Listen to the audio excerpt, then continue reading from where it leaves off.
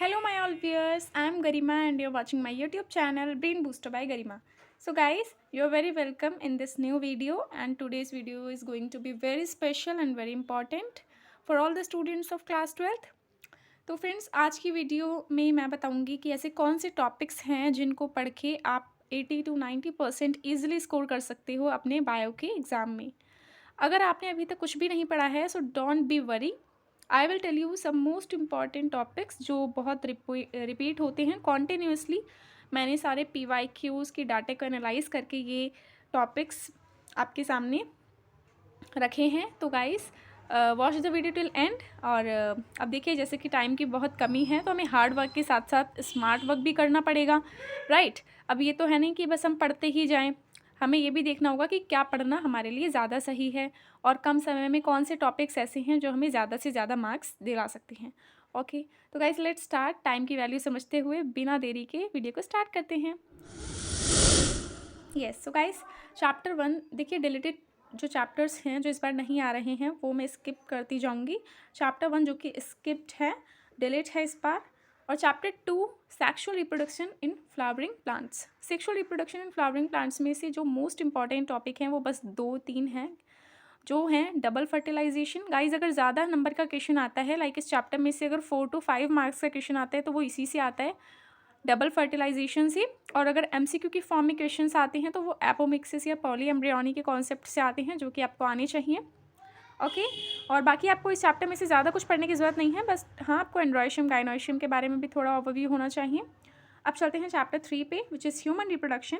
Human reproduction में guys mail और female reproductive organs के बारे में आपको पता होना चाहिए, like testis, vagina, okay, external organs, internal organs, spermatogenesis और oogenesis आपको अच्छे से आनी चाहिए, राइट। स्पर्मेटोजेनेसिस का तो NCERT में टेबल दे रखा है, बहुत अच्छे से खूबसूरती से इसको एक्सप्लेन करा गया है, काफ़ी शॉर्ट में, काफ़ी डिटेल में, मतलब शॉर्ट में इम्पॉर्टेंट तरीके से इसको अगर आप वही table as it is exam में लिखते हो तो उससे अच्छा कुछ हो ही नहीं सकता, उसमें आपको फुल मार्क्स मिलेंगे।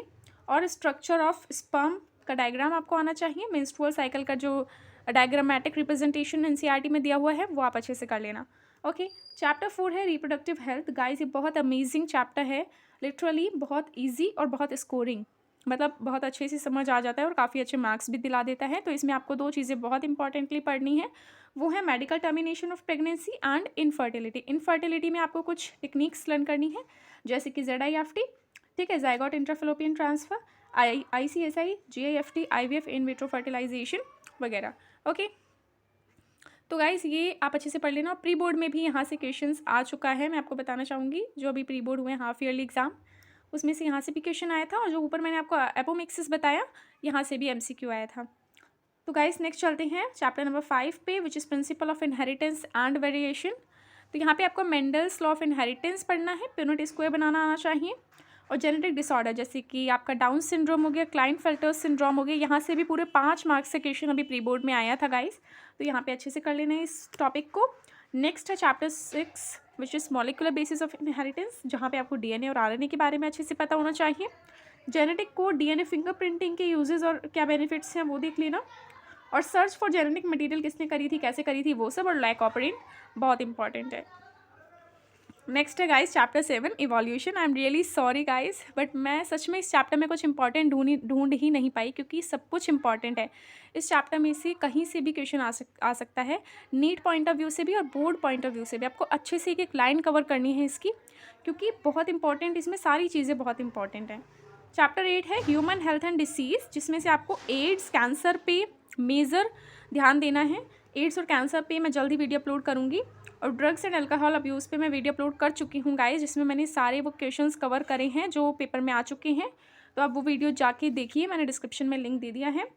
और चैप्टर 9 जो कि इस बार डिलीटेड है। चैप्टर 10 में हम पढ़ेंगे microbes in industrial and sewage treatment. ये बहुत प्रीवियस ईयर्स में काफ़ी रिपीटेड क्वेश्चन है, और माइक्रोब्स इज बायो फर्टिलाइजर्स, ये हमें ध्यान से पढ़ना है। ओके, तो गाइस नेक्स्ट है बायोटेक्नोलॉजी प्रिंसिपल एंड प्रोसेस, जहाँ पे हमें पढ़ना है principle of biotechnology, cloning vectors क्या होते हैं, और डाउन स्ट्रीम प्रोसेस के टॉपिक को आप अच्छे से पढ़ना। चैप्टर 12 है बायोटेक्नोलॉजी एंड इट्स एप्लीकेशन, जिसमें से आपको ट्रांसजेनिक एनिमल्स, यहाँ से भी नीट में भी बहुत क्वेश्चन आता है सच में guys, biotechnology application in medicines क्या होता है वो आपको पढ़ना है। चैप्टर 13 है ऑर्गेनिज्म एंड पॉपुलेशन, जिसमें से graph 13.1 and figure 13.4 is most important. Population growth आपको पता होना चाहिए। 13.6 ग्राफ दे रखा है एनसीईआरटी में, which is most important in logistic growth, जहाँ से अभी प्री बोर्ड में भी क्वेश्चन आया था। नेक्स्ट चैप्टर है इकोसिस्टम। इकोसिस्टम में decomposition is very important, energy flow वाला टॉपिक आप अच्छे से पढ़ना, और इकोसिस्टम में कार्बन और फॉस्फोरस साइकिल का क्या रोल है वो आपको पता होना चाहिए। चैप्टर 15 है बायोडाइवर्सिटी एंड कंजर्वेशन, जिसमें से 15.2 टेबल एनसीईआरटी की है, वो आप अच्छे से पढ़ना। लॉस ऑफ बायोडाइवर्सिटी क्या होता है, मतलब बायोडाइवर्सिटी कैसे खत्म होती जा रही है और इसको हम कैसे बचा सकते हैं वो पढ़ना है। और chapter 16 which is environmental issue, जो इस बार डिलीटेड है। वैसे तो चैप्टर सारे इंपॉर्टेंट हैं और class 12th as compare to class 11th बहुत ईजी भी है, और आप अच्छे से इस पूरी बुक को भी पढ़ सकते हो, बट टाइम की वैल्यू समझते हुए मैंने बहुत इंपॉर्टेंट टॉपिक्स आपके सामने रखे हैं। अगर आप नीट देना चाहते हो फिर तो आपको पूरा ही पढ़ना पड़ेगा, but board point of view से ये बहुत अच्छे मार्क्स आपको गेन करा सकते हैं। So thanks for watching this video. Please like, comment and share, and please do subscribe my channel. Thank you.